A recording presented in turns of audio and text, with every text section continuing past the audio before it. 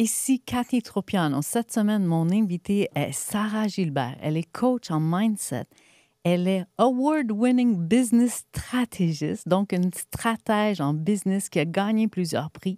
Vous l'avez deviné, elle accompagne des dirigeants d'entreprise. Et moi, je l'ai approchée pour qu'elle puisse venir parler de psycholinguistique dans ma formation Standing Ovation. On a mis l'accent sur les métaphores et les analogies. Elle est une révélatrice de potentiel humain et vous allez voir que la prise de parole en public et le storytelling font partie de son univers. Et aujourd'hui, je l'accueille dans mon univers. Bonjour Sarah. Bonjour. Bienvenue sur mon studio d'enregistrement. Ça me fait extrêmement plaisir de te recevoir ici aujourd'hui. Bien, merci tellement pour l'invitation. Moi et toi, on ne se connaît pas beaucoup. On a réussi à faire une connexion qui a été incroyablement intense dès le départ et j'avais envie de te faire découvrir à mon public, à mon audience. Donc, je suis vraiment honorée que tu aies accepté l'invitation. Merci. On va plonger directement. Moi, je veux faire un zoom-in sur ton enfance. Quel genre d'enfant étais-tu? Étais-tu une enfant timide? Étais-tu une enfant qui avait beaucoup d'amis? Ou est-ce que tu étais plutôt réservée? Bref, je te laisse me raconter. Je pense que depuis mon enfance même, je suis quelqu'un rempli de dualité. Oui, j'étais quelqu'un de... Je sais pas si timide, c'est le mot, solitaire. J'ai toujours été introvertie et en même temps, j'étais celle qui faisait des levées de fonds pour absolument tout. Moi, j'ai vendu du chocolat, des brosses à dents, des cloches de Noël. J'ai fait des pétitions pour sauver des belugas. J'ai jamais vu un beluga de ma vie. Donc, autant que j'étais introvertie, j'avais ce désir-là. Puis c'est plus qu'un désir, c'est vraiment un besoin d'aider. Oui. Depuis toujours. Tu sais, comme Mère Teresa réincarnée, là, c'était moi.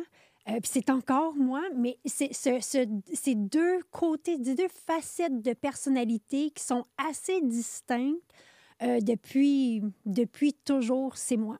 Fait que introvertie, mais qui va aller faire des affaires pour aider tout le monde. C'est incroyable. Mais quand tu faisais ça, puisque tu étais introvertie, quand tu allais vers les gens pour solliciter des fonds, mettons, pour les belugas, justement, les gens étaient surpris? Les gens étaient...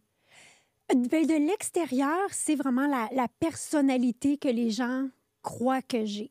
Okay. Que de quelqu'un de hyper extraverti, qui a du courage, qui a du guts, qui est go-getter, qui est... Mais ce que les gens oublient ou savent pas, parce que c'est l'autre côté, c'est que après ça, je m'en vais chez moi, puis même petite, tu sais, je restais chez moi, puis je sortais pas, là. Puis j'étais beaucoup plus timide pour aller approcher des gens. Tu sais, je me rappelle petite d'appeler des amis, puis ou pas oser appeler des amis parce que tout d'un coup, si jamais il dit non. Fait que de l'extérieur, ça a été toujours cette bulle-là d'énergie. Mais comme tout le monde, dans le fond, on a toutes des dualités. Oui. Il y a cette partie-là que... Puis moi, ça a été longtemps à comprendre de pourquoi je ne suis pas tout le temps celle qui est go-getter. OK. Puis d'être capable de naviguer et d'accepter de naviguer les dualités. Ah, j'aime ça. Dis-moi, est-ce que tu te rappelles les premières expériences d'exposé oraux?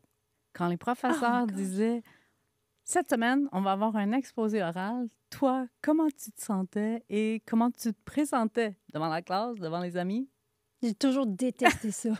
Mais comme pas un petit peu, là. Passionnément détesté ça. C'était pas ma place, j'étais pas à l'aise, je savais pas quoi dire, j'étais nerveuse, le jugement des autres. Oui. Et le jugement, mais aussi, tu sais, toujours vouloir bien faire, que, tu sais, trouver ma place. Fait que non, moi, les exposés oraux, si c'était ça, puis un traitement de canal, j'appelais le dentiste. Clairement, j'appelais le dentiste. Tellement que plus tard, moi, quand j'ai fini après ça mes études secondaires, je suis allée au cégep, puis mon objectif, mon désir de vie, c'était d'être professeur à la maternelle. Oui. Fait que j'ai été faire une technique en éducation en service de garde. Puis le deuxième semestre, ils te mettent déjà en stage. Puis moi, j'étais en stage en garderie dans le groupe des 2-3, qui est mon groupe préféré. Je tripe cet âge-là. Il faut que tu animes des activités. Oui. Ben moi, j'ai quitté parce que je n'étais pas à l'aise d'animer des activités devant des groupes de 2-3. Devant des enfants? Devant t'avais des de la enfants, difficulté? Puis il y avait les quelques adultes, j'étais pas à l'aise, qui a fait que je suis comme non, moi, je suis pas capable de faire ça et j'ai changé de direction. Je trouve ça fascinant, le nombre de conférenciers que j'interviewe et qu'ils me disent qu'ils sont incroyablement timides, qu'ils sont incroyablement introvertis, qu'ils détestaient les exposés oraux, mais qui aujourd'hui, comme par hasard, se retrouvent devant des scènes, devant des centaines de personnes, des milliers de personnes et voire même plus. Donc toi, aujourd'hui, parle-moi de toi, où t'en es, ta carrière, qu'est-ce que tu fais? Mais moi, j'ai 2 volets à qu'est-ce que je fais. Je suis coach pour entrepreneurs puis leader. Oui. Vraiment, on amener un alignement stratégique au niveau de leur mission, de leur business, de leur message. Et je suis également conférencière.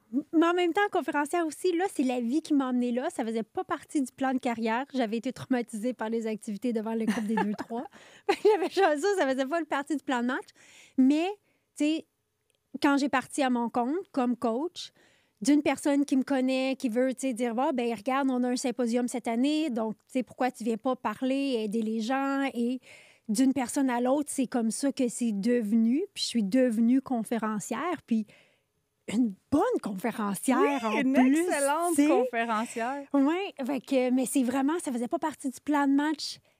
Mais ça vient chercher le côté, comme quand j'étais petite, d'aller vendre des brosses à dents et de faire des pétitions de ce désir d'aider. Toujours avec cette intention-là de pouvoir aider. De comment est-ce que je peux contribuer. Il y a des gens qui font des conférences pour avoir un impact. Moi, c'est beaucoup plus, c'est comment je peux contribuer. Ah, c'est puissant, là. Oui. Donc, moi, c'est dans cette optique-là que j'ai accepté de faire des conférences. Puis mon intention, c'est toujours comment est-ce que je peux contribuer. C'était ma question. Comment la conférence était arrivée dans ton parcours? Parce que toi, tu travaillais dans une entreprise avec des employés. Après, tu es devenue coach. Oui. Puis est-ce que tu te souviens la première fois qu'on te dit, Sarah, est-ce que tu voudrais présenter une conférence? Ben oui. J'ai fait, pourquoi? Je comprenais pas pourquoi. Parce que c'est drôle. C'est comme, mais je savais pas qu'est-ce que j'allais dire. Je savais pas comment j'allais pouvoir aider parce que je voyais mon travail à petite échelle, 1 à 1, aider un entrepreneur à la fois dans sa business. Oui. Mais là, je comprenais pas, OK, qu'est-ce que je vais aller faire pour un plus grand... Puis c'est là où je suis revenue à comment je veux aider. Oui. Comment je veux contribuer. Et si ça me permettait de contribuer plus. C'est ça, t'as enlevé le focus sur toi et tu l'as mis sur ce que tu allais créer, comment tu allais, pas impacter, mais contribuer justement. Contribuer, oui. Voilà. Puis c'est ça. Donc, tu sais, c'est sûr que moi, quand je fais des conférences, je suis pas... J'en déplace de l'air, tu sais. Puis des fois, le monde sort de là, puis ils ont mal aux cheveux. Oh, wow! Parce que, justement, je veux tellement contribuer, je veux tellement aider que des fois, je veux tout donner et... And the kitchen sink, là, tu sais, mais c'est ça, c'est d'allumer quelque chose. Fait que, tu sais, des fois, il y a des gens qui vont dire, « Ah, tu sais, nous, on veut que tu viennes motiver les gens. » Je dis, « Moi, je viens pas motiver, puis je viens pas inspirer. » J'ai activé quelque chose. Ah. Quelque chose que les gens, on a déjà à l'intérieur de nous, mais on l'a oublié. Puis moi, ma job, c'est ça. Comment je peux aider les gens à venir chercher quelque chose qui est déjà là? Mais pour une raison ou une autre, on l'a mis de côté, on l'a oublié. Puis dire, OK, oui, moi, c'est ça que je veux faire, c'est comme ça que je veux aider, c'est comme ça que je veux contribuer, parce qu'on a toute une contribution qu'on veut faire.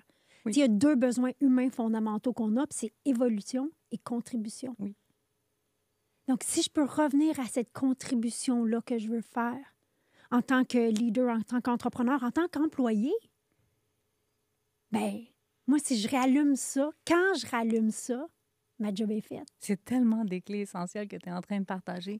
Il y a beaucoup, beaucoup de gens qui s'empêchent de dire leur message parce qu'ils sont concentrés sur eux-mêmes. Ouais. Et toi, justement, tu dis, concentrez-vous sur l'évolution, concentrez-vous sur la contribution. Quand on a cette intention-là, ça peut pas mal aller. Ah, ça, c'est clair. Tu sais. Puis ma fascination pour la psycholinguistique, c'est ça, parce que c'est ça qu'on met par-dessus tout. C'est des mots, des croyances, des histoires qui fait que on éteint notre propre flamme. Tellement. Je sais qu'aujourd'hui, tu es une conférencière connue, reconnue, chevronnée. J'ai envie que tu nous partages une expérience d'une conférence qui a moins bien été, qu'il y a eu quelques faits cocasses qui se sont produits et où tu t'es dit « Oh my God, je peux pas croire que ça m'arrive. » Oh my gosh, j'en ai plusieurs. Je te demande d'en choisir une! Parce ça. que c'est ça, quand on regarde les profils Instagram ou quand on regarde les profils sur les agences de conférenciers, c'est tout le temps les meilleurs oui. moments. Moi, ici, avec le podcast, j'ai envie de faire découvrir l'arrière-scène. On sait que vous êtes bon, que vous êtes excellent et que vous êtes exceptionnel dans votre domaine. Mais venez nous raconter aussi ce qui se passe quand ça va moins bien. Ah oui. Je me rappelle une des conférences, c'était à Québec. J'étais juste après le lunch, qui est vraiment le pire créneau horaire. Okay? C'est tout de suite après le lunch, en plus dans une salle que c'est tous des gros divans, tout dans le noir, tout très confortable. Et j'arrive à Québec, et là, la journée au complet est déraillée. Le lunch, finalement, prend 2 heures de temps.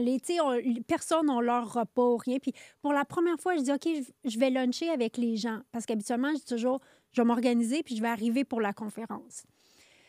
Au restaurant, ils servent tout le monde. Ma salade, elle arrive la dernière. Fait que là, il est rendu comme déjà dépassé l'heure que je posais d'avoir commencé. Je peux manger juste une bouchée de ma salade, puis la personne, elle me dit « OK, il faut que tu viennes on stage ». Puis c'était dans mes débuts, fait que j'avais besoin comme d'un 10 minutes pour me replonger dedans. Puis la personne, elle m'accroche, elle me dit « C'est beau, elle dit, il faut que tu t'en viennes parce que là, on va commencer ». Je me retrouve dans le stage. Je suis pas in the zone. J'oublie tout ce que je veux dire. Et j'ai faim.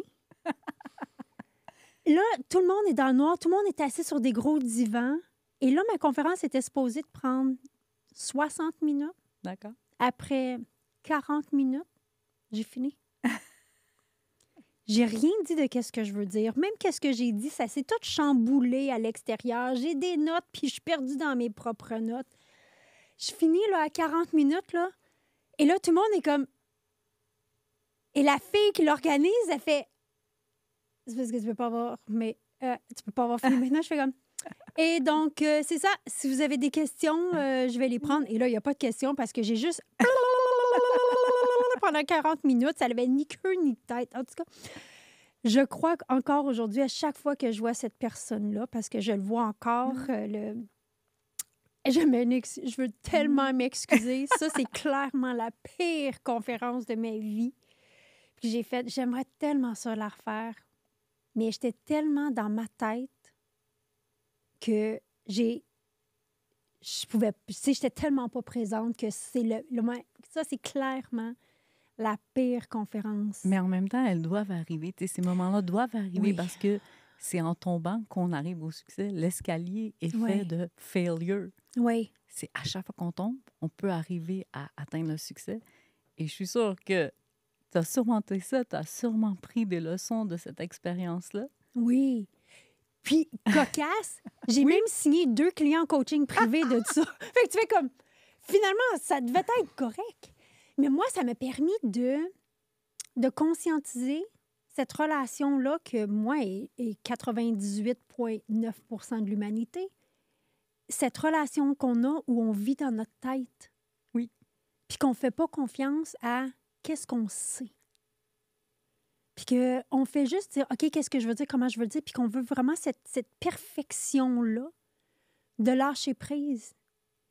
Puis de faire confiance que, au lieu d'avoir un script ou de dire, OK, c'est quoi mes attentes que je veux avoir, tout ça, d'avoir juste un plan de match d'une idée et de ralentir. Respirer, prendre des pauses. Respirer, prendre des pauses et ralentir dans notre tête. Oui. Parce que quand je ralentis, je vais plus vite. C'est bien dit, ça. C'est puissant, là. Oui. Fait que, tu sais, quand je ralentis puis dire, OK, c'est quoi mon intention? Puis est-ce que je peux juste faire confiance que qu'est-ce qui est supposé d'arriver va arriver? Puis ça s'applique comme conférencière, comme tous les conférenciers et tout le monde. Est-ce que je peux juste faire confiance? Puis ça, pour moi, en tout cas, ça a été un grand cheminement. Wow. De ralentir, fais confiance, co-créer avec les gens. C'est un excellent partage. Pour vrai, là, c'est puissant. Merci. J'espère que vous appréciez cet épisode qui est rempli de pépites. Si vous trouvez que ça vous fait réfléchir, que ça vous fait vivre des émotions, que ça vous fait rire, que c'est différent que ce qui est présenté ailleurs, Je vous invite à me laisser un petit review, un commentaire positif. Puis si vous avez envie de me faire un like et un partage, je vous dis, ça peut avoir un grand impact. Moi, je suis conférencière. Toi, tu es conférencière. Je veux savoir, est-ce que toi, tu écoutes des conférences? Est-ce qu'il y a quelqu'un qui t'inspire? Est-ce qu'il y a quelqu'un que tu regardes aller, que tu admires, que ce soit en français, que ce soit en anglais, peut-être quelqu'un qui est décédé, quelqu'un qui t'a marqué? Ben moi, j'ai aussi l'opportunité. Moi, je suis membre de l'Association canadienne des Oui. conférenciers et je suis aussi un membre de l'Association américaine. Oui. Fait que, tu sais, des conférenciers, j'en vois, puis j'en vois beaucoup. Moi aussi. Puis, ce que j'aime maintenant, c'est que je regarde pas tant ce que la personne dit, mais qu'est-ce qui se passe en arrière. Tu sais, Sébastien Sasseville, qui est un conférencier Oui. québécois que j'adore regarder, parce que Sébastien, il millimètre. Puis c'est ça que j'apprends de lui. Il millimètre ses conférences. Puis avec lui, j'ai appris, sans qu'il le sache, donc merci beaucoup. Quand je prends une pause, là, qu'est-ce qui se passe? Au lieu de commencer tout de suite à dire c'est quoi ma prochaine phrase, mais quand je dis une phrase qui est comme drop the mic, quand je me positionne comme ça, quand je me penche vers les gens, quand je prends une pause, tu sais, l'intonation de ma voix. Puis c'est ça qu'on oublie de faire. Puis Oui. c'est ça l'art de la conférence. Oui. Oui, il y a les mots, tu sais, en communication, le verbal, non-verbal, puis le paraverbal. Oui. Donc, les 3 piliers sont importants. Donc, quand je prends une pause, je laisse décanter. La magie, c'est dans le silence que ça se passe. Fait que c'est intéressant, quand je vais aux États-Unis, c'est très fort, c'est très loud, c'est intéressant. C'est différent aux États-Unis. Oui. Fait que je vais aller chercher des choses de là. Mais moi, mon style là-dedans, parce que l'idée, c'est pas de copier quelqu'un. Non. L'idée, c'est de dire, ah, ça, c'est intéressant. Fait que quand je vais aller voir quelqu'un aux États-Unis que c'est très, très, très loud, je dis, OK, ouais, ça, j'aime ça. Et comment je fais le mix des deux? Parce que moi, je suis pas une motivatrice. C'est pas ça ma personnalité. Oui, je comprends. Donc, comment je navigue cette dualité-là qui est à l'intérieur de moi? De prendre plus mon corps, de prendre plus de voix et en même temps, de laisser de l'espace, d'amener de l'intentionnalité. Fait que c'est naviguer ces deux personnalités-là que j'ai finalement, que là, je découvre que c'est ça un de mes plus grands atouts. C'est qu'autant je suis capable d'être grounded, solide, Oui. autant je suis capable de faire lever puis d'activer. Donc, c'est ça que je vais chercher des différentes personnes. J'espère que vous portez une attention particulière à ce qu'elle est en train de partager, parce que des fois, on a l'impression que les conférenciers, ce qu'on doit porter notre focus sur, c'est le contenu. Mais en fait, le contenu, c'est seulement 10 de la conférence. Le 60 c'est comment on se présente sur scène, notre langage non-verbal, comment on se tient sur place. Et le 30 c'est notre tonalité, notre voix, notre volume. Fait que tout ça, ça joue un rôle important. Puis nous, quand on a une conférence à préparer, la plupart des gens, la première chose qu'ils vont aller faire, c'est écrire le texte, concentrer sur les recherches, concentrer sur le contenu et de savoir que c'est seulement 10 de ça qui en ressort. Bien, merci de l'avoir souligné, puis merci de nous avoir démontré qu'il y a tellement d'autres choses qui opèrent en arrière-plan, en plus que le contenu. Oui, puis c'est de trouver ces phrases punch-là. Dernièrement, je faisais une conférence sur le langage du leadership. Puis évidemment, moi, j'ai les points avec lesquels j'aimerais que les gens repartent. Puis je fais toujours le tour après, voir avec quoi les gens repartent, tout le kit. Puis il y a une phrase que je dis souvent, pas en leadership, c'est le rôle du leader, c'est pas d'être aimé, c'est d'être respecté. Ah, j'aime ça! Mais si je dis cette phrase-là, dans le milieu d'un paragraphe, elle n'a pas l'impact puis la puissance qu'elle a. Mais quand je dis à la fin d'un paragraphe et je laisse l'espace, parce que dans cet espace-là, elle peut atterrir chez les gens. C'est comme « oh, oh ». Puis moi, je parle souvent en versus. Parce que c'est comme ça. Oui, parce que c'est comme ça que l'humain comprend. C'est comme ça qu'on apprécie les choses. On apprécie le soleil parce qu'il pleut. Oui. Donc, quand je fais le contraire de « c'est pas d'être aimé, c'est d'être respecté », oh là, le monde pas comme « oui, c'est vrai, comme les deux, moi, je cherche à être aimé ». Puis toi, en plus, tu as des analogies puissantes. Ben oui. Ça fait toute la différence parce qu'on peut le dire avec les mots. Oui. Mais quand on explique avec une histoire, ça fait toute la différence. Les gens retiennent les histoires. En fait, on classe nos souvenirs avec des histoires. Oui, parce que le cerveau fonctionne en images, Oui. mais on a besoin des mots pour créer des images. Fait qu'il y a des analogies, il y a des métaphores avec lesquelles on veut aller amener une histoire. Fait que, tu sais, c'est quoi le point que je veux amener? C'est quoi l'histoire que j'ai par rapport à ça? Fait que ça peut être une histoire de moi, ça peut être une histoire de client, ça peut être une histoire universelle. Tu sais, souvent, il y a une conférence que souvent, je vais commencer avec, tu sais, une histoire de pêche. Que, tu sais, tout le monde... Est-ce que tu en fais de la pêche? Non, pas du tout. Mais ça n'a pas rapport avec moi. Tu sais, c'est vraiment l'histoire de deux D'accord. personnes qui sont à la pêche. Mais c'est une histoire qui amène les gens à réfléchir parce que les gens rient toujours. Puis je fais comme, moi, tout le monde rit, hein? Mais je dis, c'est ça qu'on fait, hein? Ah, Les gens se souviennent des histoires parce Oui. que c'est comme ça que le cerveau, il fonctionne en histoire. Nos souvenirs, c'est toutes des histoires. Mais j'ai besoin des mots pour aller ça. Donc, c'est quoi le point central que je veux partager? C'est quoi l'histoire que je peux aller chercher autour de ça?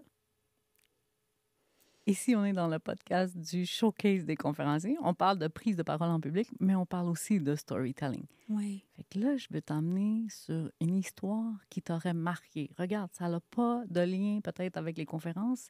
Peut-être que c'est une histoire que c'est ta grand-mère qui t'a racontée. Peut-être que c'est quelqu'un que tu connais qui t'a partagé une histoire qui t'a marqué quand tu l'as entendue et que tant d'années plus tard, tu n'arrives pas à t'en défaire parce qu'elle a été puissante, parce que ça te fait vivre des émotions. Est-ce que, je sais que c'est une question qui est puissante, est-ce qu'il y en a une que tu pourrais nous partager? Bien, je vais rester avec celle de la pêche parce que moi, elle m'aide beaucoup encore. C'est moi qui la partage dans mes conférences. Puis, parce qu'à chaque fois que moi, je la partage, je ne cacherai pas. Merci beaucoup pour l'audience. C'est moi qui apprends à chaque fois. Tu sais? On enseigne ce qu'on est venu apprendre. Oui, puis pas juste d'apprendre, de réapprendre. Parce qu'on oublie. Tu sais? Donc, l'histoire que je partage en conférence par rapport à la pêche, c'est il y a un homme qui s'en va à la pêche. Puis là, il arrive à la rivière, puis il s'installe, puis il voit qu'il y a un autre monsieur là, qui est à la pêche, tu sais, puis qui pêche. Puis là, il commence à le regarder, puis il installe ses choses, puis il le regarde. Puis là, il remarque que le monsieur, à chaque fois il attrape un poisson, il regarde la grosseur du poisson, puis là, il voit qu'il a attrapé un gros poisson. Puis là, le monsieur, il le regarde, fait comme, wow, tu sais. Il voit, le monsieur le détache, il le remet à la rivière. Il continue à pêcher. Il rattrape un poisson, un petit poisson. Il le prend, il le détache, il le met dans son seau. Ah. Puis là, le gars, il est là, puis il le regarde. Puis là, il y a comme une fascination. Puis toute la journée, il voit que quand le monsieur attrape un gros poisson, il le détache, puis il le remet. Puis quand il attrape un petit poisson, il le détache, puis il le garde dans son seau. Puis là, monsieur, le gars, il comprend pas. Là. Il fait comment? C'est pas ça le principe c'est pas de ça la le pêche. concept. Là, tu sais. Fait qu'à la fin de la journée, il va voir le monsieur, puis il dit, je m'excuse, je vous ai regardé toute la journée, puis j'ai remarqué que quand vous attrapiez un gros poisson, vous le laissiez aller, puis quand vous attrapiez un petit poisson, vous le gardez. Je suis curieux. Pourquoi? Puis le monsieur, il fait, ben c'est parce que c'est vrai, je fais ça. J'ai comme tout le temps fait ça parce que j'ai une petite poêle. Mais on rit, hein? Puis tout le monde rit quand je la partage, cette idée-là. Puis quand je la partage, puis je suis encore émotive. Mais on fait tout ça avec nos rêves. On a des grands rêves. On a des frissons, désirs. là. Mais on a un petit mindset. Oh my God. Fait qu'on les laisse aller. Puis c'est vrai qu'on fait ça. C'est tellement vrai. Je pense que chacun peut se reconnaître dans Mais oui. celui qui garde le petit poisson parce qu'il y a une petite Parce poêle. qu'on a une petite poêle. Fait que, tu sais, le message derrière ça, c'est allons s'acheter une grosse poêle. Puis en vendre, là. Mais oui, pour- c'est ça un mindset. Oui. Puis c'est pour ça que moi, c'est même pas un désir, j'ai cette mission-là de montrer que tout est possible. Parce que tout est possible. Oui. J'aime ça que tu arrives à cette proposition-là parce que je veux que tu nous dises, pour les dirigeants d'entreprise qui Oui. nous écoutent, tu sais, quelqu'un qui veut savoir qu'est-ce que tu apportes à leurs employés, quelqu'un qui veut t'engager, pourquoi on vient te chercher, ton domaine d'expertise à toi, tu nous en as glissé quelques mots, mais qu'est-ce qu'on vient chercher quand on deal avec Sarah? Mais Sarah, c'est simple. De l'extérieur, elle semble vendre offrir du coaching. Du mindset. Du mindset, mais de l'intérieur, c'est la réalisation de soi que je fais. La réalisation de soi. C'est ça que j'aide, c'est ça que j'amène les gens. Parce qu'on sous-estime qu'est-ce qu'on est capable de faire, ça en fait mal. Fait que c'est comment je peux, pas me dépasser, me retrouver. Mais je pense qu'en se retrouvant, on se dépasse Ben aussi. oui. On reconnaît notre propre puissance, on reconnaît notre Oui. propre lumière, puis on reconnaît le bien qu'on peut apporter aux autres. Ben oui, c'est quoi la contribution que je veux faire? Mm. Et comment je me mets moi-même des bâtons des roues? Puis c'est de là ma fascination avec la psycholinguistique. Les je peux Oui. pas, c'est difficile, j'ai pas le temps, j'ai pas l'argent, qui sont les deux plus grandes excuses qu'on utilise comme humains. Hein? C'est juste des excuses. Ça. Moi, je les ai dit longtemps. Là. Donc, tout ça, je suis comme ci, je suis pas comme ça. Ça, c'est toutes des barrières qu'on met pour rester parce que j'ai une petite poêle. On est nos propres saboteurs. Ben oui. Et puisqu'on en parle, qu'est-ce que tu dirais à quelqu'un qui aspirerait devenir conférencier? Tu sais, il y en a qui nous écoutent, il y en a qui ont le désir de partager leur message. Qu'est-ce qu'on dit à quelqu'un qui aspire à être conférencier? D'avoir ces mesures de résultats claires. Et je m'explique. Oui. D'un, être clair sur la mission. Oui. Comment je veux aider. C'est quoi, à quoi je veux contribuer. Et d'avoir ces mesures de résultats claires, c'est... Tu sais, on entend souvent parler du syndrome de l'imposteur. Oui. Le syndrome de l'imposteur, c'est quand je me regarde le nombril au lieu d'être au service d'eux. Oui. Donc, sors de ta tête.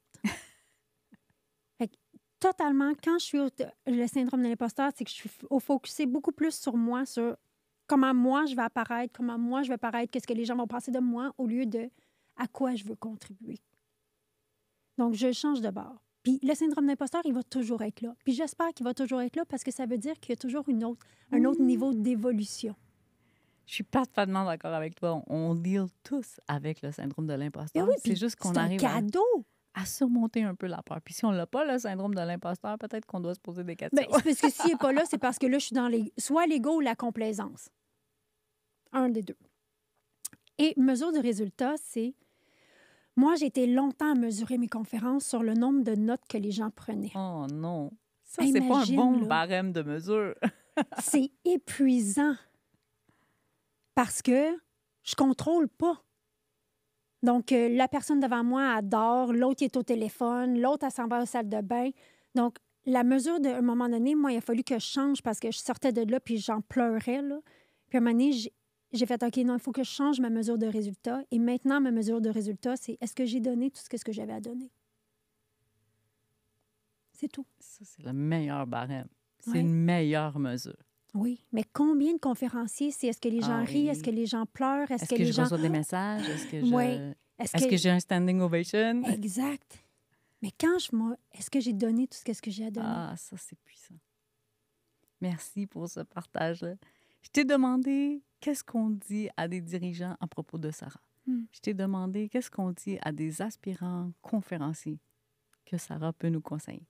Maintenant, je veux que Sarah, avec toute son expertise puis toute son expérience, si elle avait à se donner un message à elle-même quand elle avait environ 20 ans, quel serait le message que tu te serais donné en lien avec ce que tu fais aujourd'hui? T'es hot! Vraiment! On oublie comment on est hot. Sérieux. J'adore! C'est tout. C'est puissant! Maintenant, je veux savoir, en terminant, parce que je veux vraiment qu'on termine sur une histoire, qu'est-ce que les gens pourraient apprendre de toi, mais que ça les surprendrait? Quelque chose que tu n'as pas dit, quelque chose que tu n'as pas divulgué, une histoire qui ferait en sorte qu'on te connaît un peu plus intimement. Que c'est pas vrai que je suis tout le temps bubbly. C'est pas vrai que tu es toujours bubbly. Pourtant, pas c'est vrai. ça que tu dégages, là. Oui, puis c'est pas, tu sais, on oublie que derrière ça, dans ma tête aussi, il pleut des fois. Ah oui. Puis tout le monde pense que parce que tu es conférencière ou parce que parce que tu as un côté fort, que tu n'as pas un côté qui est nuageux. Ah. Puis c'est correct. C'est correct de l'avoir. Puis j'aimerais que tout le monde réalise qu'on les a tous, ces côtés-là. C'est pas vrai que j'ai tout le temps le courage de tout faire. Puis c'est pas vrai que je me réveille tout le temps comme « Yay! » Non. Chez nous aussi, il pleut. C'est un peu en lien avec la mission du podcast, de démontrer que même si on a des Instagrams qui sont incroyablement shiny, Ouais. que nous aussi, on vit des hauts et des bas, puis que nous aussi, on a des émotions qui parfois peuvent faire en sorte que c'est nuageux, mais qu'on retrouve la force Ben oui. qu'il fasse soleil, puis que ça brille. Puis on retrouve en revenant à quoi je veux contribuer. Wow! Ce fut un réel plaisir de te recevoir. Je veux te remercier pour ton authenticité, pour ta transparence, puis ta façon dont tu t'es livrée. C'est un moment extrêmement magique qu'on a vécu ensemble. Un immense merci. C'est un privilège de t'avoir reçu ici au Showcase des conférenciers. Merci beaucoup. Merci d'avoir été à l'écoute du podcast Le Showcase des conférenciers. Si vous sentez que vous aussi, vous avez un message à partager, si vous sentez que vous aussi, vous voulez impacter les gens, si ce n'est pas encore fait, je vous invite à vous abonner et à me suivre sur les réseaux sociaux, à m'envoyer un DM avec le mot ovation et vous allez voir que c'est votre accès le plus direct à une scène, votre accès le plus direct à une standing ovation. Et moi, en attendant, je vous donne rendez-vous sur le prochain épisode de podcast, l'endroit où chaque histoire résonne fort dans l'univers. Et je vous dis à presto!